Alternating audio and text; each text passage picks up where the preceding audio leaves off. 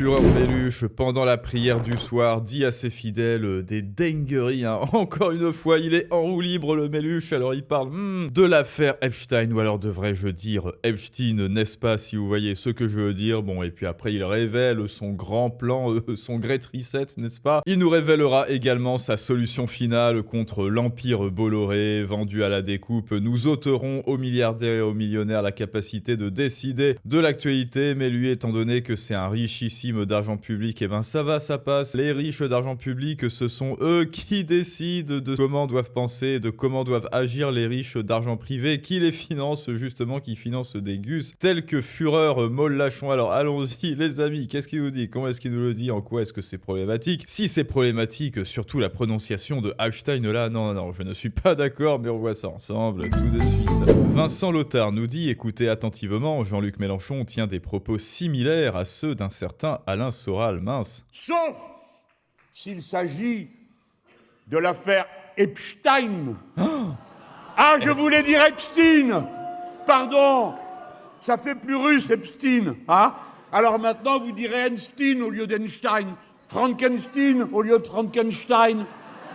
Eh ben voilà, non, tout le monde comprend comment il faut faire. À la fois Weinstein et Epstein. Alors mince, non, mais qu'est-ce qu'il fait là, lui? Bon alors donc, vous avez bien compris à quoi cela fait référence. Epstein. Je voulais dire Epstein. Pardon, ça fait plus russe Epstein. Ça fait plus russe Epstein, mais alors pourquoi est-ce qu'il faut pas dire Epstein? Ah oui, attendez, il y a Alain Soral qui l'explique du coup. Tombés à la fois Weinstein et Epstein, que certains prononcent Weinstein et Epstein, parce que sinon le tropisme communautaire se verrait un peu trop. Le tropisme communautaire, cette fameuse communauté que vous connaissez bien et qui semble ne pas trop plaire à Führer Meluche. Je me demande bien pourquoi. Pourquoi est-ce qu'il veut que l'on prononce Epstein? Bon bah écoutez, voilà, charité intellectuelle, comme d'habitude, mais bon, je ne comprends pas trop pourquoi est-ce qu'il parle de l'affaire Epstein, étant donné les casseroles qu'il y a de près ou de loin à gauche, je ne comprends pas. Est-ce que c'est encore un contre son camp, Führer Meluche? Ou alors est-ce que tu es pas au courant de ce qui se passe en dehors de tes résidences de luxe là dans ton parti, c'est-à-dire ceux que tu viens voir ici en meeting à Lyon, qui sont alors apparemment, voilà, quand on regarde les toutes premières images, ça sent la 8-6, ça sent le cheveu gras et pas du tout lavé, ça se lave une fois par mois, ça sent aussi les cheveux rasés bien sûr avec les grosses chaînes, bref, ça sent le diabolo à l'entrée du Spar avec Annick, intervenante cirque et ses deux chiens. Bon écoutez, c'est pas grave, après tout on a les sympathisants que l'on mérite, donc écoutez, alors déjà pour Epstein et Epstein, je ne sais pas, dites-le moi en commentaire s'il est au courant de quelque chose ou s'il vise une certaine communauté. Et maintenant, et c'est peut-être tout aussi grave, l'année prochaine, quand nous gouvernerons ce pays. Alors là, vous allez voir comment est-ce qu'il le dit. Quand nous allons gouverner ce pays, comme je vous l'ai dit dans un instant. Comme si c'était lui qui décidait. Regardez bien, soyez très attentifs, pendant les présidentielles, tout le monde, tous les partis disent quand je gouvernerai ce pays la semaine prochaine, ou bien dans quelques mois, ils disent tout ça comme si les citoyens français allaient être éberlués, abasourdis, ébobis par tant de confiance, par tant de prestance, par tant d'aplomb. Ouh là là, il se voit déjà à la présidence, alors je dois voter pour lui. Ou bien, comme ses sympathisants, il s'imagine lui aussi, Führer Meluche, à son niveau, que le verbe est performatif, que le verbe est magique, que quand on se dit qu'on s'appelle les antifascistes, alors on est bel et bien des antifascistes. Il s'imagine que si on traite l'autre de nazi, alors il est factuellement un nazi, et donc par voie de conséquence, il s'imagine que si il dit l'année prochaine quand je gouvernerai ce pays, alors il va factuellement gouverner ce pays. Bon écoute, Führer Meluche, tu me dois 10 milliards, voilà. Tu me dois 10 milliards et s'il te plaît, j'accepte les virements, chèque espèce, carte bleue. Quand nous allons gouverner ce pays, comme je vous l'ai dit dans un instant, comme nous aurons gagné les élections présidentielles. Quand nous aurons, prophétie. Alors après, prophétie autoréalisatrice, est-ce que vous sentez de voter Führer Meluche, là, maintenant qu'il a dit ça? Qui ont lieu au mois d'avril, sauf erreur. Donc, le temps qu'on s'installe, qu'on mette en place le gouvernement et qu'on commence à bosser, parce que tout est prêt, ou à peu près, parce qu'il y en a encore qui traînent dans mon équipe. Non. Et alors ça c'est pas mal parce que bon bah objectivement hein, vous le savez de ce que j'en pense, Furmeluche est vraiment un bon orateur. Et oui oui je lui fais un compliment mais en fait bah c'est dangereux. Pourquoi? Parce que dans le monde réel, contrairement à ce que dit Furmeluche, oui il y a ce que les gens disent et il y a ce que les gens font et ça n'est pas pareil. C'est ça qu'il y a de dangereux parce que Furmeluche sur scène eh bien il maîtrise l'occupation de l'espace, il maîtrise sa parole, il est éloquent, il est charismatique, vous le voyez, il arrive à se rapprocher de son public comme les grands leaders historiques, hein, n'est-ce pas? Il arrive à se les mettre dans la poche, il arrive à faire des petits traits d'humour et à se moquer un peu, à même faire preuve parfois d'autodérision, et c'est ça justement qu'il y a de dangereux, parce que eh ben, les sympathisants LFI, comme vous le voyez, ils se disent réellement, oui, si il dit quelque chose, alors c'est vrai, et donc s'il est sympa sur scène, alors il va faire des choses sympas, alors c'est lui le gentil, et c'est ça dont il faut faire preuve, pour lequel il faut faire preuve de vigilance, et ben, envers ce genre de leader suprême. Tout sera prêt. Eh bien, dès le mois, Tout pour sera la prêt. session extraordinaire du mois de juillet, premier texte, la libération des médias en France. Le pluralisme. Ouais. Trop bien, enfin France Télévisions sera privatisée, enfin ils arrêteront de piquer notre argent, enfin Bolloré ou je sais pas quoi, bon après je regarde pas, hein. Enfin chacun pourra s'exprimer tel qu'il le souhaite sans être inquiété par l'Arcon, non pardon attends, lapsus, l'Arcom. C'est bien ça qu'il voulait dire, hein. Les monopoles. Les monopoles. Les monopoles, les trusts de presse seront démantelés et vendus à la découpe. Ah, super, je vais voter Mélenchon en 2027. Enfin, les monopoles sur l'audiovisuel public, enfin les monopoles sur les radios, la presse, la presse torche-cul, pardon, la presse papier toilette de gauche, l'humanité, je sais pas quoi, subventionnée avec vos impôts. Enfin, ce sera démantelé et revendu à la découpe et surtout exposé sur le marché du travail. J'adore Méluche, j'adore ton programme. Enfin, en tout cas, ça commence bien, hein. Attendez, on me dit dans l'oreillette que ça n'est pas tout à fait ce qu'il voulait dire. Bon, bah écoutez, on va continuer. Il sera interdit de posséder à la fois un journal, une télé, une radio, et il sera aussi interdit Il sera interdit à l'État de posséder quelconque journal, télé-radio, ou alors, bah voilà, c'est exposé à l'offre et à la demande, et étant donné cela, étant donné la qualité de France Télévisions, oui, ça fermera ses portes au bout d'une semaine. être en même temps propriétaire de tant de maisons d'édition, De l'argent de Nicolas. si bien qu'à la fin, la même personne peut disposer du moyen de suggérer des thèmes comme ils viennent de le faire pendant toute cette semaine. Dans ce pays, il y a un candidat secret. Oui, de suggérer des thèmes comme il l'a fait toute cette semaine en nous disant sur France Télévisions « Êtes-vous tous roussistes? Êtes-vous tous sexistes ?» Vous l'avez vu, ça passait quand même. Peut-être qu'on fera une vidéo dessus là avec les petites filles qui disent « Oui maman, elle aime pas trop conduire parce qu'elle est prudente et papa il conduit comme le fou du bus et il a plus d'assurance. Alors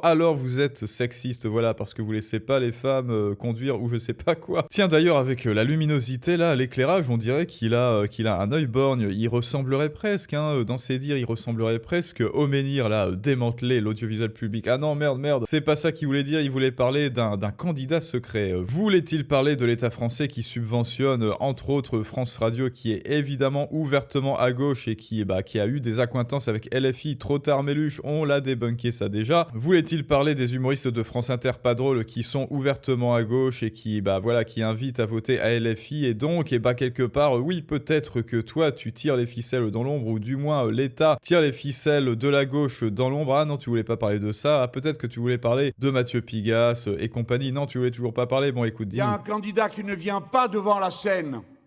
Il y a un candidat qui tire les ficelles d'une série de marionnettes. Mais il parle de lui-même, là, il devient schizo, le vieux, ou quoi? Il s'appelle Bolloré. Ah, Il possède des journaux. le méchant. Il possède des télés. Non, là, moi, Fureur Méluche, j'aurais encore laissé planer le doute, là, tu vois. Il possède des Il journaux d'une série de marionnettes. Il s'appelle Bolloré. Moi j'aurais dit, il s'appelle Bolloré, oui, le Dark Vador, l'empereur Palpelatune, oui, ça n'est pas moi, mais c'est lui évidemment, c'est l'homme à abattre, et pourquoi ? Bah parce que la LFI fonctionne comme ça, rappelez-vous, soumission au paradigme manichéen, c'est nous les gentils bien sûr, mais bon, quelque part, un gentil chevalier de Jedi sans un ennemi, c'est un peu comme un concombre sans graines, c'est un peu comme un skieur de fond sans pompe de ski, quoi, donc il faut bien que l'on montre du doigt quelqu'un, tiens, et si on désignait du doigt un méchant riche qui a l'argent, voilà, argent privé évidemment, pour que l'on puisse ensuite légitimer le fait de lui prendre encore plus d'argent pour que moi, millionnaire d'argent public, je m'en mette encore plus les poches tout en passant pour le gentil, qu'est-ce que mon plan est machiavélique, et après, je raconte à mes sympathisants une jolie petite histoire pour justifier mon méfait. Il possède des journaux, il possède des télés, il possède des radios. Et tout ça, tout en affirmant des choses qui sont factuelles. Hein. Oui, effectivement, il possède des télés, des radios, des journaux, mais ensuite, les journaux, les radios du service public, financés avec l'argent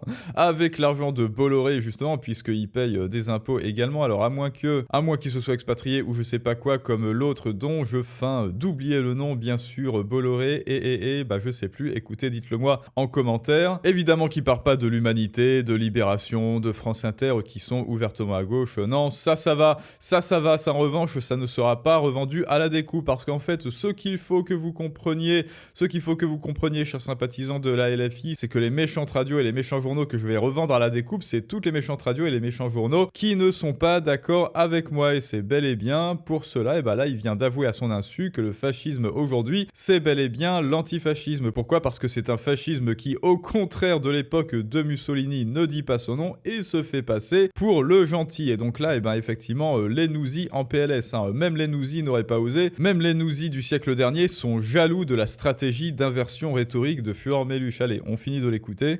De faire démarrer par les diverses bandes fascistes qu'il a dans sa poche. Voilà, il vient exactement de confirmer ce qu'on vient de dire. Non, ici ou là, et le faire monter assez sur X, qui est, comme vous le savez, muni d'algorithmes tout à fait spéciaux. X est muni d'algorithmes tout à fait spéciaux parce que c'est open source, donc tu peux vérifier, et si tu vérifies, encore une fois, Méluche en PLS. Eh bien, il suffit de faire monter, et à ce moment-là, ça passe de la sphère des réseaux sociaux à la sphère des radios d'abord, par exemple Europe 1, et de là aux télés d'information en continu, par exemple CNews, et de là vers les grands médias, car vous comprenez, monsieur Mélenchon, on ne peut pas passer à côté de l'actualité. Mais quelle actualité ? L'actualité est une production de la sphère médiatique. L'actualité, si vous le voulez, c'est la vie tout entière. L'actualité, c'est votre rhume de la semaine. C'est la faillite d'une banque, c'est tout en même temps. L'actualité est une production, c'est un choix qui est fait dans les faits pour savoir lesquels vont être sortis, dans quel ordre et de quelle manière.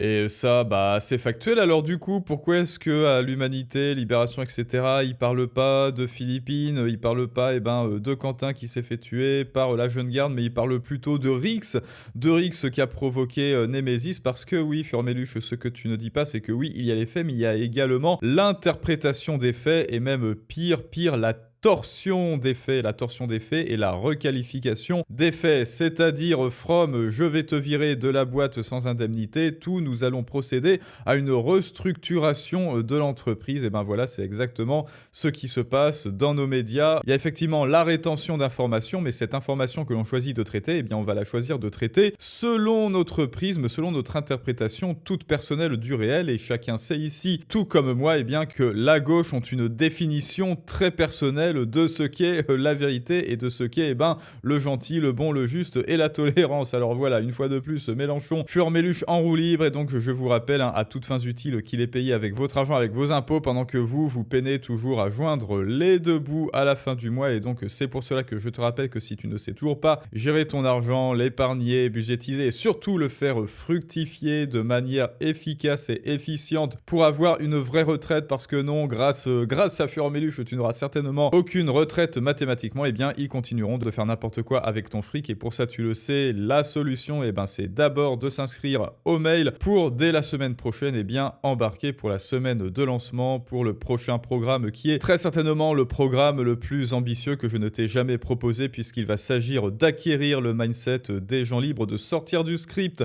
de construire ton propre empire et de dire ciao à ceux qui veulent te voler ton argent et voler de tes propres ailes à la place, gérer ton trésor de guerre comme un pro, investir simplement et efficacement avec le meilleur ratio performance-risque. On n'est pas là pour prendre des risques, on n'est pas trader je sais pas quoi, mon cul sur la commode, comme Fureur Méluche le fait avec votre argent d'ailleurs, et tout ça c'est en description et en commentaire, et je vous dis à tous à très bientôt pour un prochain storytelling du monde moderne, mais ça c'est une autre histoire.